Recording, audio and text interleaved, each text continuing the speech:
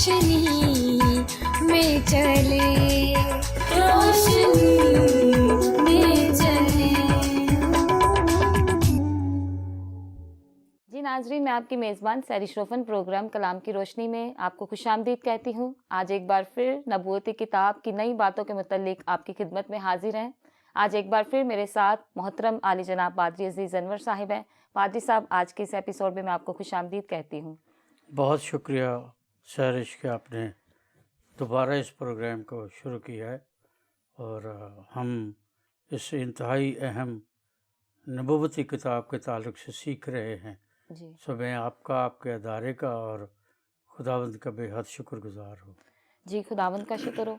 पादरी साहब, हमने गुज़िश्ता एपिसोड में बहुत खूबसूरत बातों को सीखा और मेरा ईमान है जब नाजरीन ने भी इन बातों को सीखा है तो ये बातें इनके लिए रूहानी तरक्की का बाइस बनी होंगी, क्योंकि ये मुस्तकबिल की बातें हैं और मैं ज़रूरी समझती हूँ कि हर ईमानदार को इन बातों को सीखना और जानना नहायत ज़रूरी है। और गुज़िश्ता एपिसोड में हमने इफसस की कलीसिया की वजाहत आपने की थी और बड़ी खूबसूरती के साथ आपने बयान किया था कि पहली सी मोहब्बत के बारे में हमने सीखा, फिर गलबा पाने पर हमने सीखा था। आज इसी गुफ्तगू को बढ़ाते हुए एक और आपसे सवाल करूंगी कि उलमाए दीन का ख्याल है कि मसीहियों के पास तारीखी शहादतें मौजूद हैं। इफसस की कलीसिया नामी ग्रामी लोगों की मरहून मिन्नत थी, जैसे कि खुद हज़रत पालूस रसूल, अक्विला, परसिकला, अपलूस, थमोथियस, हमारे खुदावंद यीशु मसीह के सबसे प्यारे रसूल जनाब हज़रत यूहन्ना रसूल। क्या आप हमें इस हवाले से कोई तारीखी शहादतें फ़राहम कर सकते हैं? और तारीख जानना मसीहियों के लिए क्यों ज़रूरी है, इसके मुतल्लिक बताइएगा। बहुत शुक्रिया, आपने इसकी तारीख़ के बारे और उन बुज़ुर्गान दीन के बारे में जिन्होंने वहाँ खिदमत की ये सवाल किया है। जी ये कलीसिया, मैंने आपको बताया था कि मुक़द्दस पौलुस ने अपने तीसरे बिशारती सफ़र पर जब वो यहाँ आया तो अकूला और परसिकला से उसकी मुलाकात हुई। जी फिर उसने यहाँ कलीसिया कायम की। 2.5 साल तक वो यहाँ, लिखा है कि रो रो के, पाक कलाम में इफसस की कलीसिया के बारे लिखा है कि वो रो रो के यहाँ खिदमत करता रहा, जी जिसके नतीजे में यहाँ एक बड़ी खूबसूरत, अहम और ईमानदार, मोहब्बत रखने वाली कलीसिया कायम कायम हुई। हो गई। फिर उसको वहाँ से जाना पड़ा। जी उसकी वजूहात मैंने बताई थी, लेकिन मुक़द्दस यूहन्ना के बारे में मैंने अर्ज़ किया था कि वो मुक़द्दसा मरियम को, अपनी माँ को साथ लेकर यहाँ आ गए। उन्होंने घर ख़रीदा और यहीं पर वो रहे। जी तिमोथियस को भी पौलुस ने यहाँ बतौर खादम मुकर्रर किया। अपलूस भी, जिसको माहिर तकरीर का लक़ब दिया जाता है, जी जी वो भी यहाँ मौजूद था।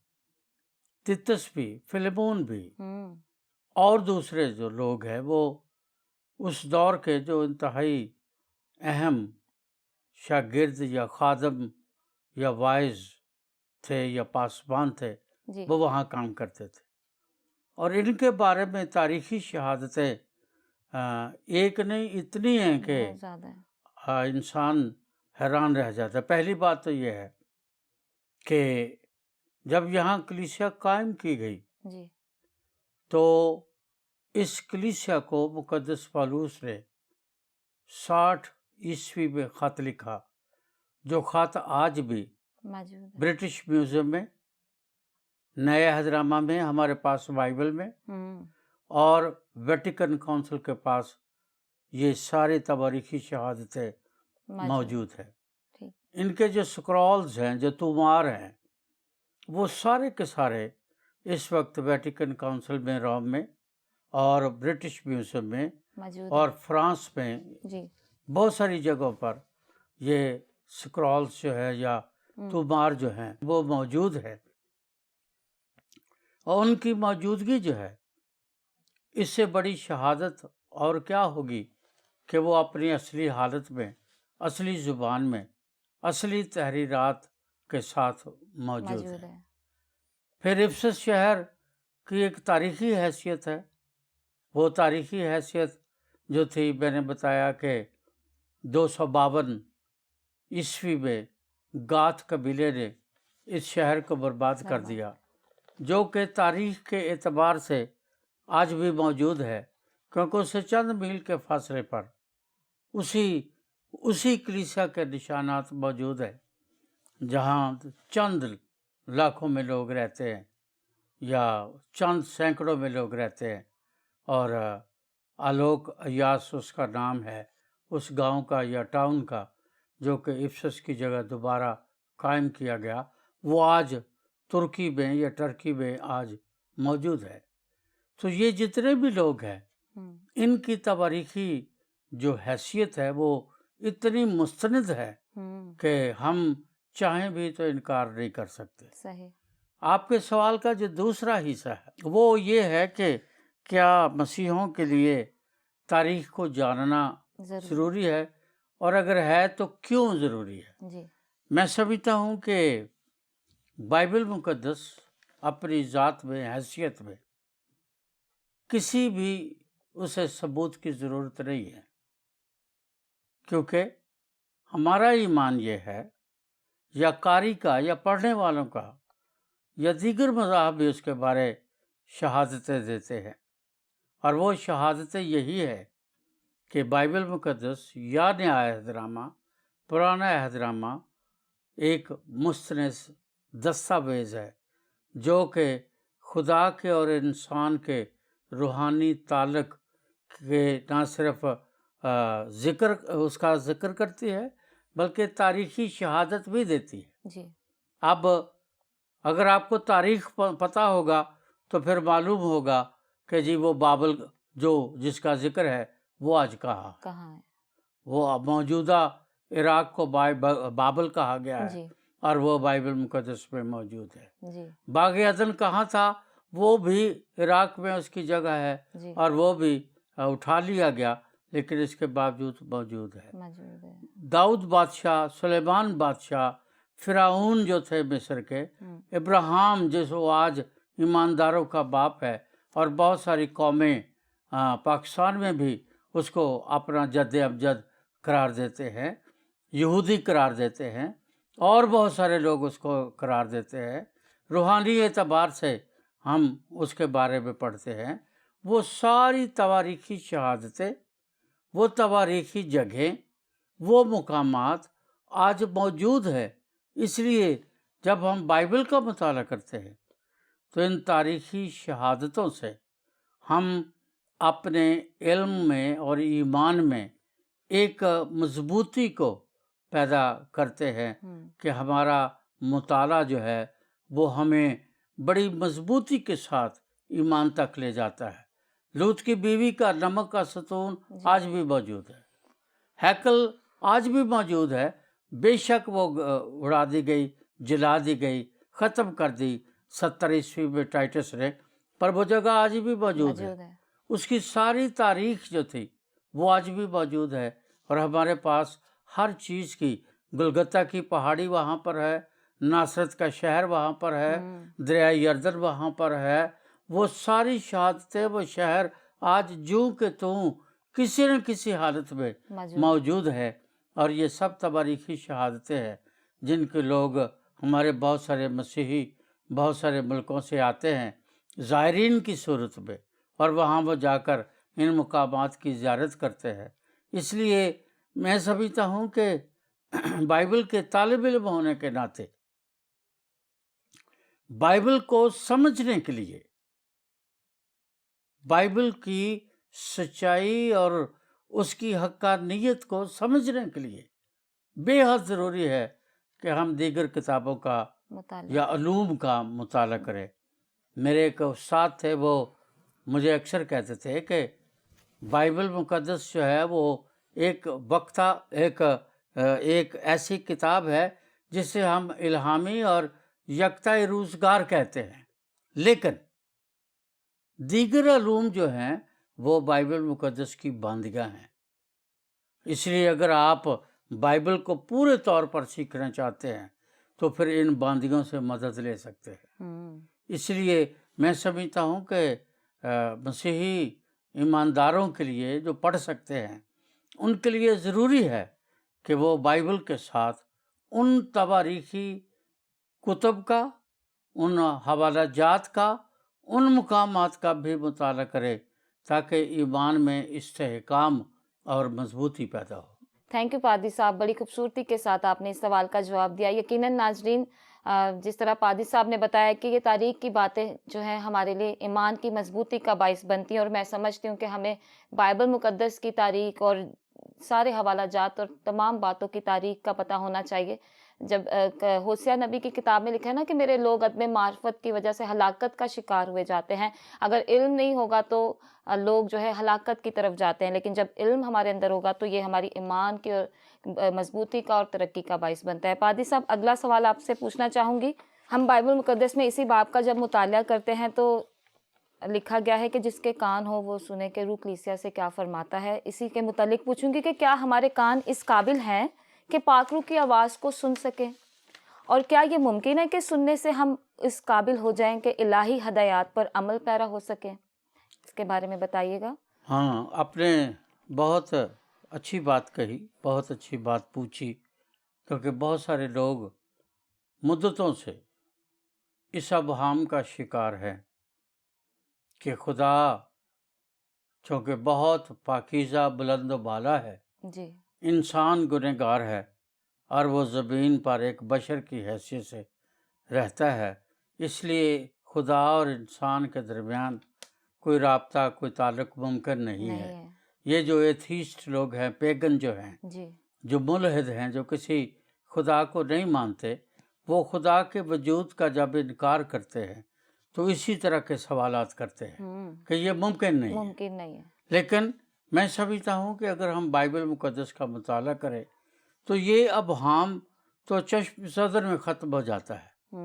پاک کلام میں لکھا ہے کہ خدا نے 5 دن تک جو تخلیق کی، اس کی وجہ تخلیق یا اس کا جو مٹیریل تھا وہ لکھا ہے کہ اس نے کہا ہو جا، اور وہ ہو گیا۔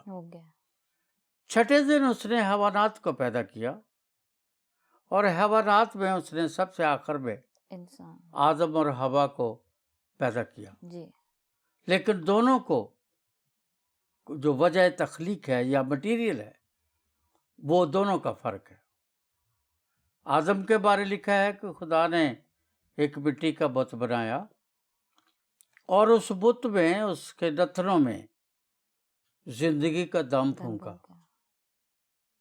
پھر لکھا ہے کہ اس نے اس پر گہری نیند بھیجی، اور پھر اس کی ایک پسلی کو نکال لیا، اور اس پسلی سے وہ عورت بنا کر آدم کے سامنے لایا، جس کو آدم نے کہا کہ یہ ناری ہے، کیونکہ نر میں سے نکالی گئی ہے۔ جی، اب اگر آپ غور کریں تو آدم کو خدا نے جب بنایا یا شیپ اپ کیا یا اسے شکل و صورت دی تو وہاں ایک فرق بتایا گیا ہے، اور وہ فرق یہ ہے کہ خداوند خدا نے اس کے بعد پورا بنا لینے کے بعد، اس کا بت بنا لینے کے بعد، خدا نے لکھا ہے اس کے نتنوں میں زندگی کا دم پھونکا۔ سوال یہ ہے کہ کیا اس میں پہلے زندگی نہیں تھی؟ اگر زندگی تھی تو پھر دم کی ضرورت کیا ہے؟ جی، اور اگر زندگی کا دم بعد میں ڈالا گیا تو اس کا مطلب یہ ہے کہ وہ پہلے جیتی جان نہیں تھا۔ اب یہ ہے کیا؟ بیسیکلی یہ ہے کیا؟ بائبل مقدس ہمیں یہ بتاتی ہے کہ جسم کو، بدن کو باسار کہا جاتا ہے عبرانی زبان میں۔ اس کے بعد جو جان ہے اس کو سوخی کہا جاتا ہے صحیح، یونانی زبان میں، اور سوخی جو ہے اسی سے سائیکالوجی ہے، اور سوکھی سے مراد یہ ہے کہ جب خدا نے اس کو شیپ اپ کر لیا، بت بنا لیا، تو اسے مکمل انسان بنایا، پر اس میں جان نہیں تھی۔ ٹھیک، اس کی سائیکالوجی موجود تھی، اس کی رگیں، شریانیں، بریدیں، جوڑ، پٹھے، ہر چیز موجود تھے، وہ خدا نے بنا لیے تھے، لیکن ان میں زندگی نہیں تھی۔ ٹھیک۔ زندگی کے لیے پھر اس نے دم پھونکا، اور دم کے لیے عبرانی یونانی میں جو الفاظ آئے ہیں انہی کا ترجمہ جو ہے، جس کا دم کیا گیا ہے، اسی کا ترجمہ روح القدس ہے، ٹھیک۔ اور اس کو نیوما کہا جاتا ہے، پی اس میں سائلنٹ ہے۔ سائلنٹ ہے۔ تو وہ جب روح القدس اس کی نتھروں میں ڈالا تو لکھا ہے وہ جو کچھ اس کے اندر تھا وہ ایکٹیویٹ ہو گیا، شریانیں، وریدیں، خون، گوشت، نظر، کان، برین، سائیکالوجی، نفسیات، سب ایکٹیویٹ ہو گئی۔ کس وجہ سے؟ دم کی وجہ سے۔ اور دم کیا ہے؟ خدا کا روح ہے، ٹھیک۔ خدا کا دم، خدا کا سانس ہے، خدا کا دم وہ الہام ہے جو خدا انسان کو عطا کرتا ہے۔ چونکہ وہ دم انسان کے اندر موجود ہے، اس لیے اس کی بہت ساری وجوہات یا نتائج ہے، لیکن ایک اس کا نتیجہ یہ ہے کہ اگر وہ دم ہے تو پھر ہم خدا کی بات سن سکتے ہیں، صحیح۔ اگر وہ دم نہیں ہے تو پھر ہم بات نہیں سن سکتے، کیونکہ خدا جب جس سے چاہے جس زبان میں چاہے بات کر سکتا ہے، لیکن انسان سے اسی زبان میں بات کرے گا جس زبان کو انسان سمجھتا ہے، اور اس نے اس کے ساتھ بات کی۔ یسایہ نبی اپنے صحیفے میں 50ویں باب میں کہتا ہے کہ اے خدا مجھے شاگرد کے کان دے تاکہ میں تیری آواز سنوں۔ پھر کہتا ہے مجھے شاگرد کی زبان دے تاکہ جو میں سنوں میں تھکے باندھے تک پہنچاؤں۔ اگر وہ سنے گا نہیں تو کیا پہنچائے گا؟ اگر وہ موسیٰ سے بات نہیں کرے گا تو موسیٰ کیا پہنچائے گا؟ جھاڑی میں جب خدا اس سے بات کرتا ہے تو خدا نے کہا، اس نے پوچھا کہ تو کون ہے، خدا نے بتایا بھی، پھر اس نے کہا جوتی اتار دے، جہاں تو کھڑا ہے وہ جگہ پاک ہے۔ پھر ان کے آپس کے جو مکالمے ہیں ان کا ذکر وہاں موجود ہے۔ وہ نہیں جانا چاہتا مصر، پر خدا نے اس کو 18 دفعہ کہا کہ میں تیرے ساتھ ہوں، گھبرا نہیں اور ڈر نہیں۔ پھر وہ گیا، پھر اس نے جا کر فرعون سے باتیں کی، جو خدا نے موسیٰ سے کہا خدا نے اس پر عمل کیا۔ اگر وہ خدا کے پاک روح کی بات کو سمجھ نہیں سکتا یا اس میں صلاحیت ہی نہیں ہے تو پھر خدا نے اس دم کو انسان کے اندر کیوں رکھا؟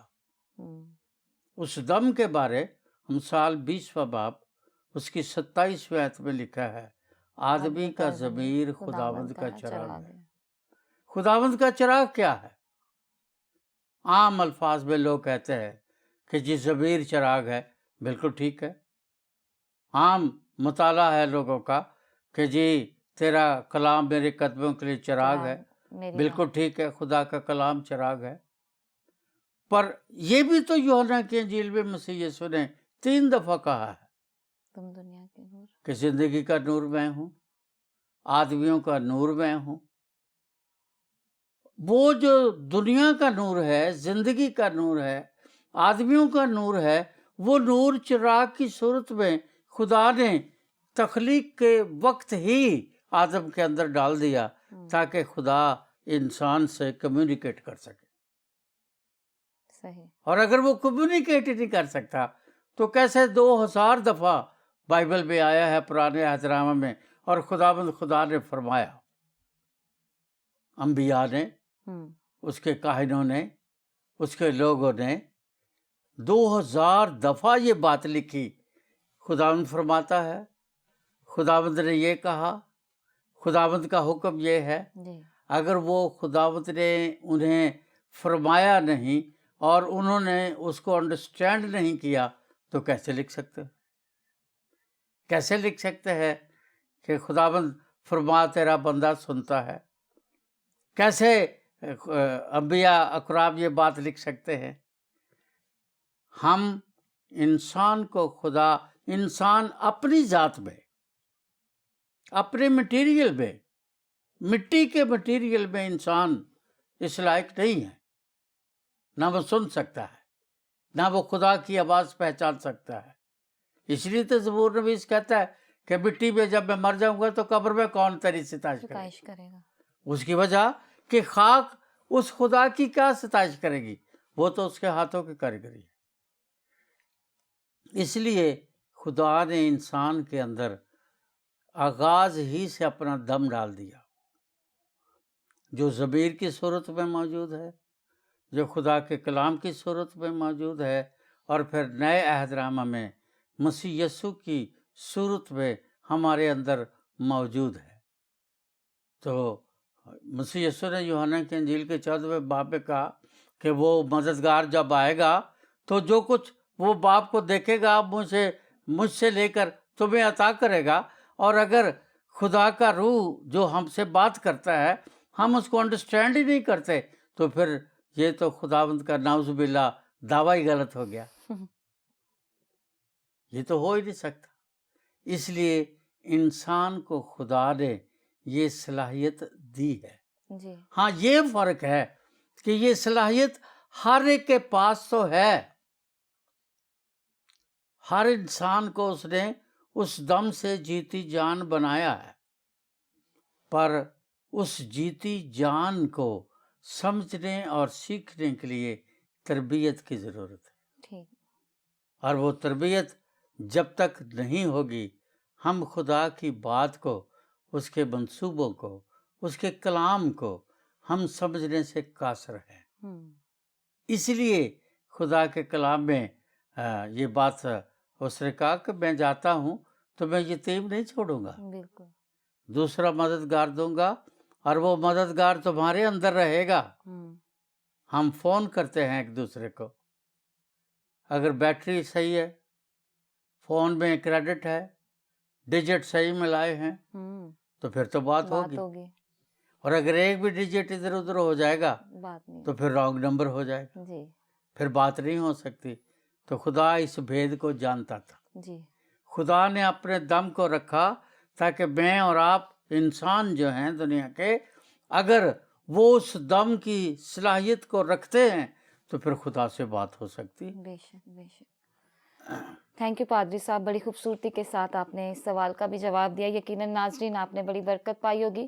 اور جس طرح آپ بتا رہے تھے کہ وہ فون میں ڈیجٹ وغیرہ صحیح ملائیں، تو اسی طرح روحانی اعتبار سے جب ہمارا چال چلن اور ہمارا کردار کلام کے مطابق ہوگا تو یقیناً خداوند بولتا ہے. اور جب آپ بات کر رہے تھے تو مجھے عموس نبی کی کتاب کا حوالہ یاد آ رہا تھا کہ یقیناً خدا تب تک نہیں بولتا جب تک اپنے مکاشفات، اپنے بید اپنے خدمت گزاروں پر ظاہر نہ کر دے. بے شک وہ بولتا ہے، جس طرح اس نے نبیوں سے بات کی آج بھی اپنے لوگوں سے بات کرتا ہے. تب بات کرتا ہے جب ہمارے اندر اس کا روح ہو، روح القدس ہو، ہمارے اندر اس کی پاکیزگی ہو، تو وہ آج بھی بولتا ہے. اگلا سوال آپ سے پوچھنا چاہوں گی. اسی باب افسس کی کلیسیا کا جب ہم مطالعہ کرتے ہیں تو آخری اس کی آیت ہے کہ جو غالب آئے گا اسے اس زندگی کے درخت میں سے جو خدا کے فردوس میں ہے پھل کھانے کو دوں گا. تو اس کے متعلق میں آپ سے سوال پوچھنا چاہتی ہوں کہ یسوع المسیح نے کہا کہ راحت اور زندگی میں ہوں، اور اب یہاں کہا جا رہا ہے کہ ہمیشہ کی زندگی کے لیے کسی زندگی کے درخت سے پھل کھانا ضروری ہے، اور وہاں تک رسائی صرف یسوع المسیح ہی ممکن بنا سکتے ہیں. یہ مشکل تعلیم ہے. آج کے دور میں ہم اسے کیسے بیان کریں، اس کے متعلق بتائیے گا. ہاں، بہت خوب آپ نے یہ بات پوچھی زندگی کے درخت کے تعلق سے، جبکہ وہ افسس کی کلیسیا کے لوگوں کو یہ خدا کا فرشتہ یا خادم یا مسیح یسوع یہ کہہ رہا ہے کہ خدا کے فردوس میں سے، زندگی کے درخت میں سے پھل کھانے کو دوں گا. میرے خیال میں اگر ہم بائبل کا مطالعہ کرتے ہیں تو پھر یہ کوئی مشکل سوال نہیں ہے. خداوند کے پاک کلام میں واضح طور پر لکھا ہے کہ خدا نے آدم اور حوا کو بنایا اور باغ عدن میں رکھا، اور باغ عدن میں ان کو हर काम, हर खाना पीना, हर चीज़ उनके लिए बिल्कुल मुमकिन थी, जायज़ थी। जी। खुदा ने सिर्फ ये कहा कि इस जो नेक और बद की पहचान का दरख्त है, इसको नहीं खाना। जी। उन्होंने खाया, और जब उन्होंने खाया तो फिर उनको सज़ा मिली। उन सज़ाओं के जो नताइज निकले, पहली बात तो ये कि उनका जो वो दोनों मियाँ बीवी नंगे थे। खुदावंद ने उनके लिए चमड़े के कुर्ते बनाकर उनके नंगेपन को ढांका। फिर उसने उनको बाग एदन से बाहर निकाल दिया। तीसरी बात यह थी कि बाग एदन को इस जहान से उठा लिया। अब वो दुनिया में है कहाँ नहीं है, इसके बारे बाद में बाइबल में कुछ नहीं बताया। सही। इसलिए यूहन्ना अपने इंजील में कहते हैं कि वो खुदा का कलाम जो है, इब्तिदा में खुदा के साथ था, वही खुदा था, वो कलाम था, उसी कलमे के वसीले से सारी चीज़ें पैदा हुई, क्योंकि वो तुख़म की हैसियत रखता है जो खुदा का तुख़म है। ज़िंदगी के दरख्त में से वो फल खाने को देगा ताकि हमेशा जीते रहे और उस ज़िंदगी के साथ जिए जिसको फना नहीं। जी। क्योंकि अगर वो ज़िंदगी फना हो जाएगी तो फिर फिरदौस में से उस फल को खाने का कोई फ़ायदा नहीं। उस पर मौत का इख्तियार नहीं, कब्र का इख्तियार नहीं, वो हमेशा की ज़िंदगी है। इसी को हमेशा की ज़िंदगी पाक कलाम में कहा गया है, और यही मेरी और आपकी मीरास है, और इसके अलावा हमारे पास और कुछ नहीं।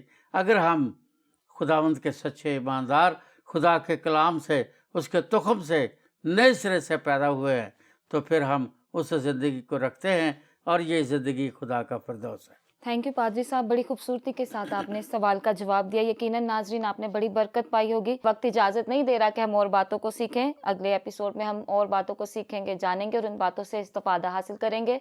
आज के इस एपिसोड में अगर कोई आपके जहन में कोई सवाल हो तो स्क्रीन पर दिए गए नंबर पर आप हमसे रब्ता कर सकते हैं। आज के इस एपिसोड में मुझे और पादरी साहब को इजाज़त दें। खुदा हाफिज़। आओ हम खुदावंद की रोशनी में चले।